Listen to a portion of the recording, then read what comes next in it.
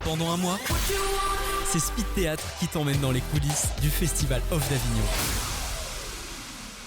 Salut sur Speed Radio, on se retrouve au Théâtre de l'Observance pour discuter justement avec Vanessa Defasque pour son spectacle Héroïne Pure qu'elle joue du 7 au 17 juillet avec un jour de relâche le lundi. Donc voilà.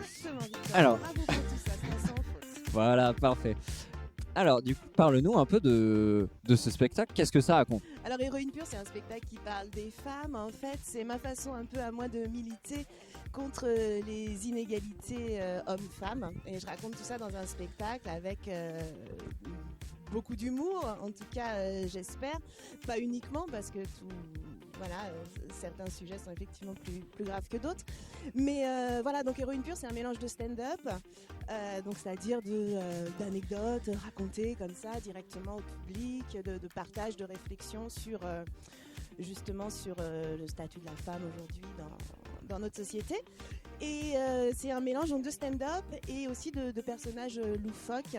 Voilà, ça a été pensé à l'image des enfants qui s'amusent dans leur chambre à raconter des histoires, qui nous racontent une histoire et qui d'un coup ont une malle avec des jouets et des costumes et des déguisements et enfilent une veste, une paire de lunettes et deviennent quelqu'un d'autre et interprètent un personnage, quoi.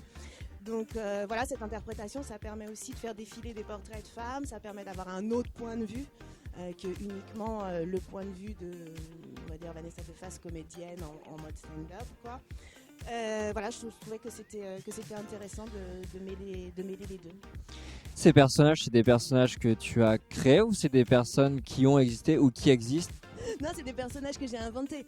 Voilà, les personnages sont inventés. C'est, par exemple, il y a un personnage qui est le capitalisme, donc qui est personnifié et qui vient nous expliquer en quoi il est tout à fait logique que les femmes gagnent moins que les hommes, puisque seuls les hommes sont performants.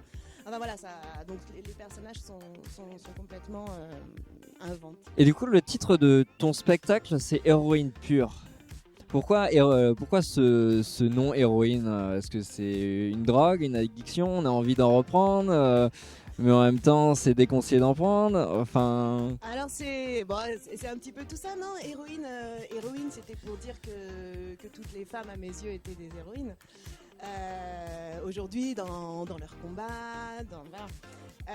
Après, effectivement, il y a un jeu de mots avec héroïne pure, avec effectivement la drogue, parce que j'imagine, je voulais ce spectacle aussi comme un voyage, un peu étonnant, surprenant, absurde par moments, voilà. Donc oui, ça joue sur les deux.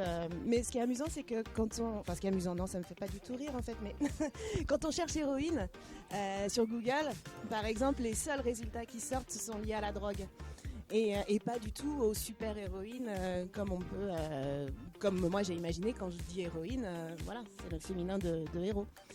C'est un spectacle spécialement créé pour le Festival d'Avignon, ou alors ça fait plusieurs mois, plusieurs années que tu le joues, que tu l'as créé Alors, c'est la première fois que je l'emmène ce spectacle au Festival d'Avignon. Par contre, il n'a pas été créé spécifiquement pour le Festival d'Avignon. Il a été créé plutôt entre deux confinements. Donc, il a eu un démarrage un petit peu difficile, sans cesse stoppé dans son élan, avec un certain nombre de représentations quand même au compteur. Mais voilà, à Avignon, c'est la première fois qu'il sera présenté. Ouais. Tu l'as écrit pendant le confinement, c'est ça ? C'était entre deux confinements, vraiment. Oui, ça a été les débuts, ça a été un peu avant le premier confinement.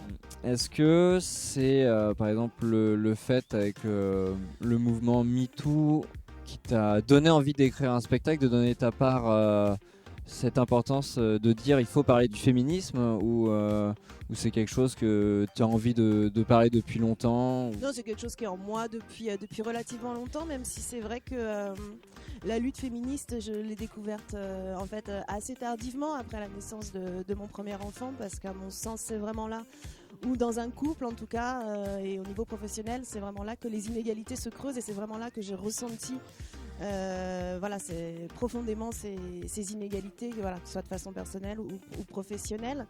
J'ai tourné un autre spectacle pendant des années qui s'appelait Délit de grossesse, Voilà, donc c'était un thème aussi. J'avais pas la volonté que ce soit féministe, je le vendais pas comme quelque chose de féministe. Mais par la force des choses, le sujet qu'on abordait, c'était un duo, était déjà féministe. Ça racontait ça démystifiait en fait la grossesse, ça racontait qu'on pouvait ne pas aimer ça. Voilà. Donc c'était déjà intrinsèquement féministe sans dire son nom. Parce qu'en fait aujourd'hui, quand on dit féminisme, on a toujours l'impression que c'est un gros mot, que ça fait peur aux gens, alors que pas du tout. La définition du féminisme, c'est l'égalité, c'est militer pour l'égalité entre les hommes et les femmes à tous les niveaux. Ça n'a rien de... Voilà. Je pense que, a priori, peu de gens, si on leur demande est-ce que vous pensez que l'égalité homme-femme est une bonne chose, il y a quand même aujourd'hui peu de gens qui répondent non. Donc en fait, je pense que beaucoup de gens sont féministes, en tout cas, en théorie. Après, c'est beaucoup plus compliqué à appliquer au quotidien. Et en 3 mots, par exemple, si tu devais décrire ton spectacle, 3 mots qui caractériseraient ton spectacle, ce serait lesquels ?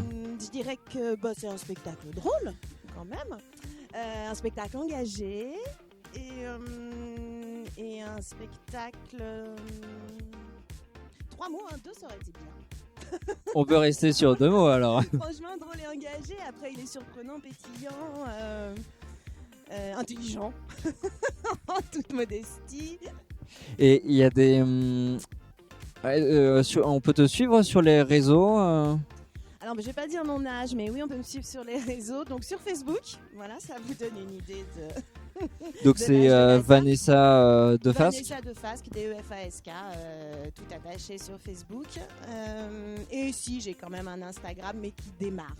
Vraiment, qui en est à ses tout débuts. Donc, oui, pareil, Vanessa Defasque. Très bien. Donc, juste pour info, on te retrouve du 7 au 17 juillet au Théâtre de l'Observance. À 12h30. Tous les jours à 12h30, donc effectivement, sauf le 11. Très bien. Et écoute, merci en tout cas Vanessa pour cette interview. Mais merci à toi. Du mix et du théâtre, c'est Speed Radio. Découvrez toutes les émissions et podcasts sur le www.speed-radio.com.